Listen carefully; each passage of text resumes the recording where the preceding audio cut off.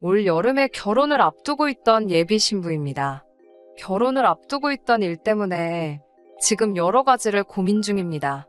친구들이나 몇몇 지인들에게 고민 상담하는 식으로 털어놓은 적이 있는데 제 편을 들어주는 사람도 있고 시댁의 뜻을 따르라는 사람도 있고 의견이 분분합니다. 하지만 저는 제 생각이 맞는 것 같아서 이렇게 사연으로나마 한번 보내봅니다. 여러 사람들의 의견을 들어보고 저의 결정에 잘못이 있나 한번 판단해보고 싶어서 말이에요. 올해 초에 양가상견례가 끝나고 이번 설이 지나고부터 본격적인 결혼 및 예물 예단 이야기가 오고 가고 있던 시점이었습니다. 저는 공무원이고 남편 될 사람은 회사원입니다. 저는 공무원 시험에 남들보다 빨리 합격을 해서 일을 시작한 지도 오래되었고 호봉수가 높아 현재 취직한 지 기간이 얼마 안 되는 예비 신랑보다 월급이 조금 높은 편이에요. 한 달에 1, 20만 원 차이밖에 나지 않아 그게 그렇게 차별을 둘 점이라고 생각하지도 않고 예비 신랑이 다니는 회사는 직급이 오를 때마다 연봉이 상당히 많이 튀기 때문에 조만간 따라잡힐 예정입니다. 그래서 현재 제가 돈 조금 더 버는 거 가지고 누가 더 잘났다, 제가 더 잘났다 이런 이야기를 하기는 조금 그래요. 하지만 결혼을 위해 모아놓은 돈은 제가 좀 더 많습니다. 제가 아무래도 일을 예비 신랑보다 몇 년은 빨리 시작했으니 통장에 모여있는 돈만 몇 천에 이것저것 다 합치게 된다면 1억 정도의 돈을 가지고 있었고 예비 신랑은 4천만 원을 모아놓았다고 합니다. 거기에 추가로 저는 할부 하나 남지 않은 제 개인 자차를 소유하고 있습니다. 각자 출퇴근하는 방향이 다르니 결혼하게 되면 예비 신랑도 차를 뽑을 예정이고요. 그렇게 되면 없던 할부가 생기게 되는 거나 마찬가지니 사실은 저는 1억 2천이 있는 거나 마찬가지고 예비 신랑은 앞으로 빠질 차가 8불을 생각하면 2천만 원밖에 없는 거나 마찬가지입니다. 이런 상황에서 집을 두 채 보유하고 있는 시댁에서 결혼하게 되면 아파트를 신혼집으로 하라고 내어주신다 하셨습니다. 재개발이나 그 어떤 호재도 없고 주변에 그 흔한 지하철역도 차로 10분을 가야 하는 애매한 위치에 있는 아파트였어요. 위치가 서울이다 뿐이지 주변 상권이나 대중교통만 생각해본다면 경기도에 새로 개발되는 신도시에 비교했을 때 아무런 장점이 보이지 않았습니다.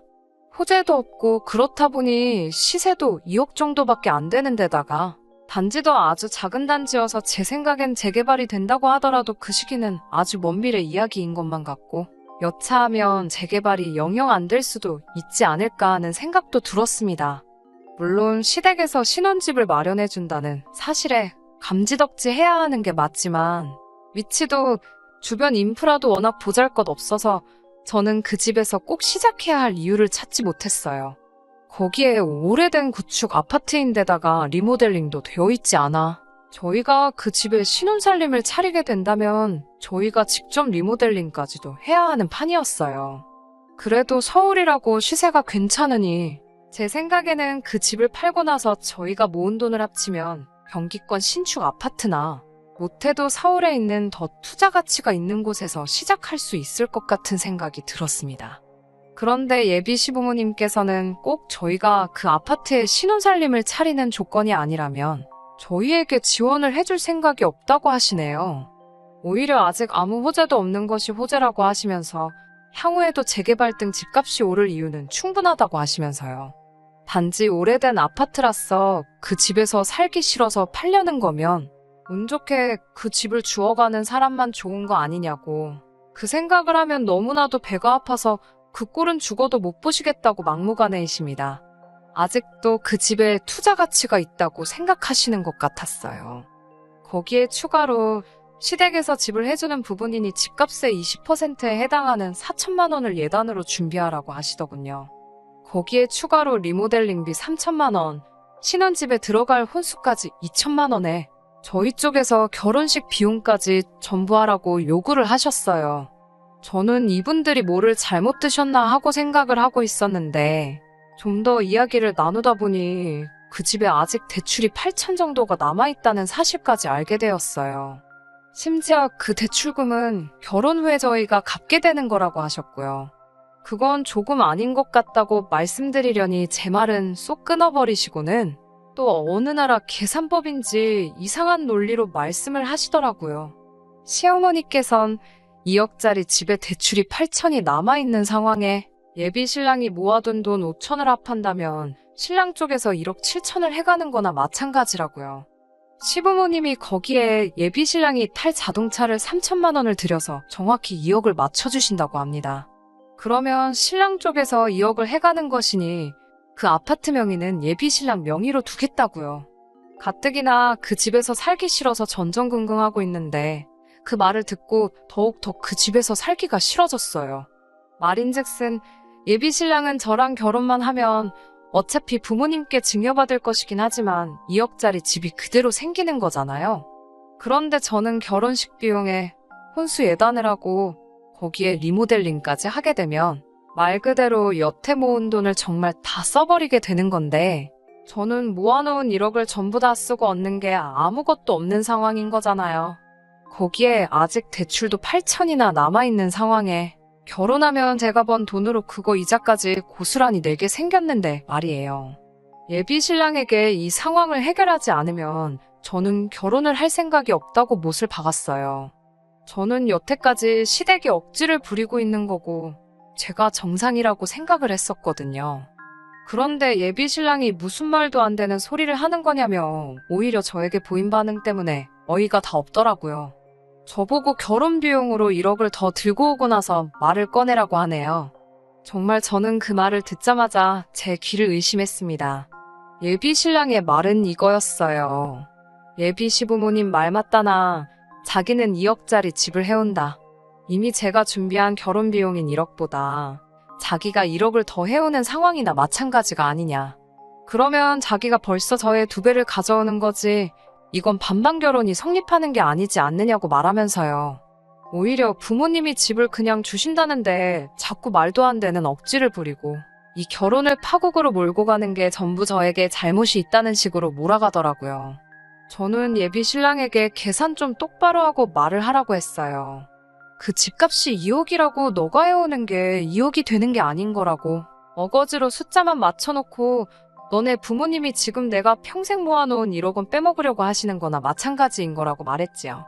솔직히 틀린 말 아니잖아요.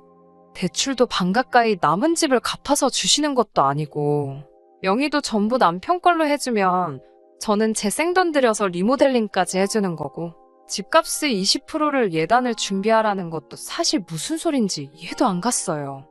강남 노른자 땅에 20억짜리 아파트 해주시면 제가 그 정도 요구는 합당하다 생각을 하겠는데 이건 아무리 봐도 제 돈으로 아파트 잔금 치르고 남은 돈으로 리모델링까지 하려는 고약한 심보가 너무 뻔히 보이잖아요. 칼만 안 들었지 강도나 다름없는 상황이라 저도 말이 조금 지나친 부분이 있을 수도 있었지만 심했다고 생각하지 않아요. 그런데 예비 신랑은 어떻게 자기를 낳아주신 부모님이고 앞으로 제가 섬겨야 할 시부모님이 되실 분들인데 말을 그따구로 할 수 있느냐고 화를 내더라고요. 아니 이 사람아 지금 그 이야기를 하는 게 아니잖아.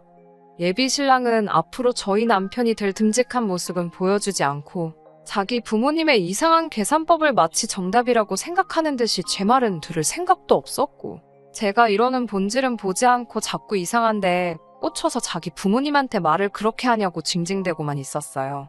이러니 제가 파혼을 해야겠다는 결심을 할 수밖에 없었지요.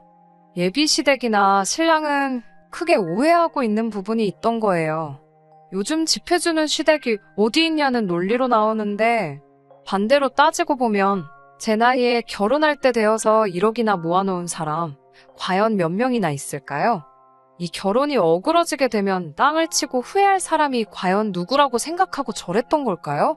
저는 결국 예비 신랑에게 의견이 시작할 때부터 좁혀지지 않으니 결혼을 다시 생각해봐야겠다고 말하고 서로 정리할 시간을 갖자고 했습니다.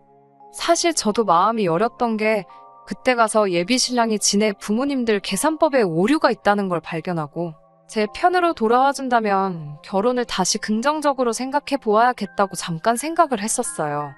그 집구석도 저라는 사람을 놓치면 큰 손해라는 걸 알고는 있던 건지 아니면 제가 말도 안 되는 가머니설에 속아 넘어가는 머리에 꽃밭밖에 없는 정신 빠진 여자는 아니란 걸 깨달은 건지 며칠 뒤에 나름 중재안이랍시고 조건을 조절해서 가져왔어요.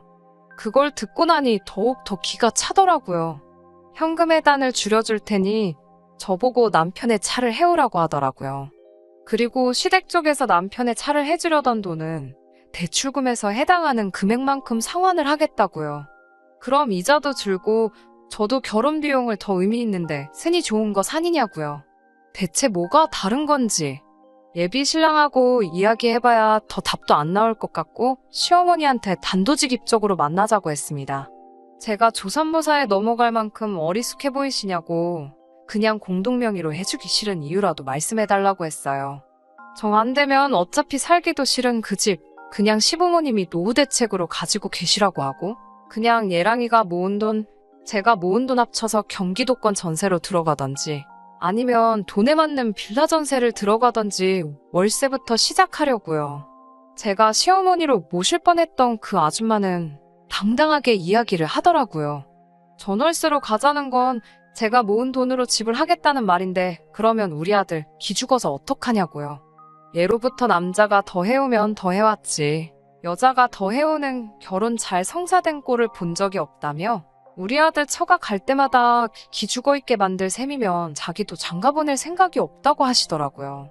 처음에는 저도 이 아줌마 꽉 막힌 사고를 제가 바꿔보려고도 많이 노력을 했어요.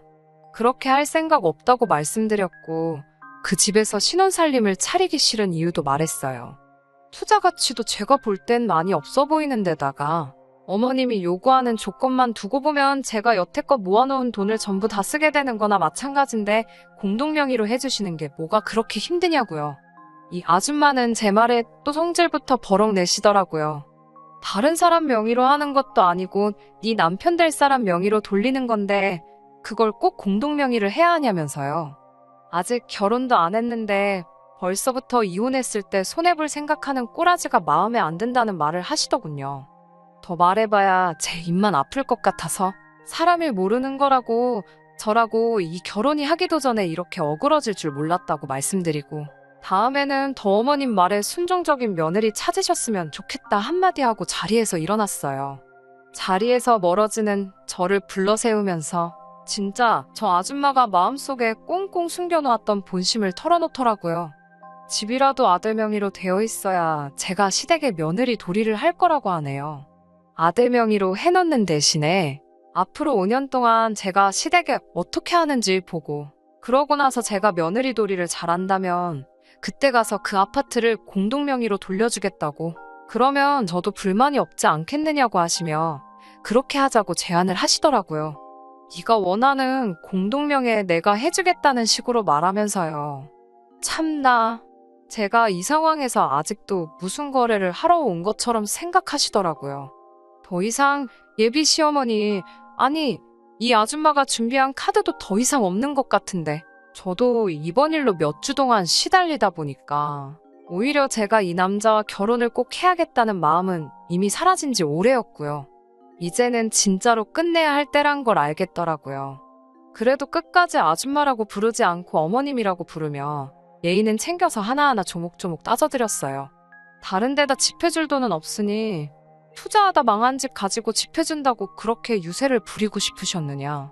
그런데 또 새 집으로 고쳐주고 대출금까지 갚아놓으려니 그건 또 아까웠던 거 아니냐고요. 마침 눈에 콩깍지가 씌어서 모자란 아들놈하고 결혼한다는 여자가 나타났는데 그 여자 돈으로 대출이며 리모델링에 아들 자동차까지 할 수 있겠다는 계산이 서서 그래서 지금 저한테 이런저런 조건 거신 거 아니냐고요. 남의 돈으로 다 할 수 있을 뻔했는데 못해서 아쉽겠다고 한번 빚고 왔어요. 어머님 아들하고 결혼을 하려고 결심했다고 해서 그 상대방인 저를 멍청하다고 생각하신 거면 아주 크게 오해하신 거라고 한마디 해드렸지요. 그깟 집 안 해준다고 해서 며느리 놀이 안 할 것 같은 여자였으면 애초에 결혼을 시키면 안 되셨다고. 저는 어머님께서 우리에게 뭘 해주시는 여하에 관계없이 며느리 돌이라든지 대리효도까지 아마도 다 할 수 있었던 아마 어머님이 찾을 수 있던 며느리 중에서는 제일 가는 며느리였을 거라고 말씀드렸어요.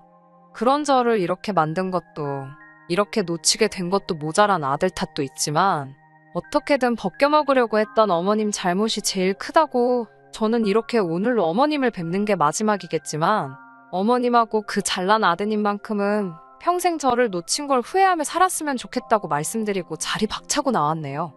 가게 밖을 나서는데 왜 이렇게 마음이 후련하던지, 여태까지 예비 신랑과 무슨 의리 때문에 이 결혼 꼭 할 수 있게 조건을 맞춰보려 그렇게 혼자서 마음고생해가면서 그 긴 시간을 남편 될 뻔했던, 무조건 내 편을 들어줬어야 할 그 자식 없이 혼자서 싸워왔는지 싶더라고요. 사연 시작할 때 말씀드린 대로 이 결혼은 뒤집어졌고 아직도 전 예비 신랑에게서는 연락이 와요. 아마 한 번 더 기회를 달라는 말이겠죠. 혹시나 마음 약해질까봐 연락도 받지 않고 문자도 확인하지 않고 다 지워버리고 있습니다. 앞서 말한 대로 몇몇 지인은 잘했다고, 이제 벤츠 탈 일만 남았다고 응원해주면서도 몇몇 분들은 그래도 예비 시어머니 말이 딱히 틀린 건 없다고 하는 사람도 있어서, 그래서 이렇게 사연 보내봤어요. 그 어떤 대답을 듣는다고 해도 저는 절대 예비 신랑과 다시 결혼할 마음 같지 않을 거예요. 하지만 저를 위로해 주실 필요 없이 솔직한 심정으로 제가 과연 잘한 건지, 아니면 너무 제 입속만 챙기려고 했던 건지 의견 나누어 주시면 감사하겠습니다. 그러면 제 사연은 여기서 마무리 짓도록 할게요. 끝까지 들어주셔서 감사합니다. 오늘의 사연은 여기까지입니다. 구독과 좋아요, 알람 설정 부탁드리고 더 좋은 사연으로 다시 찾아뵙겠습니다. 감사합니다.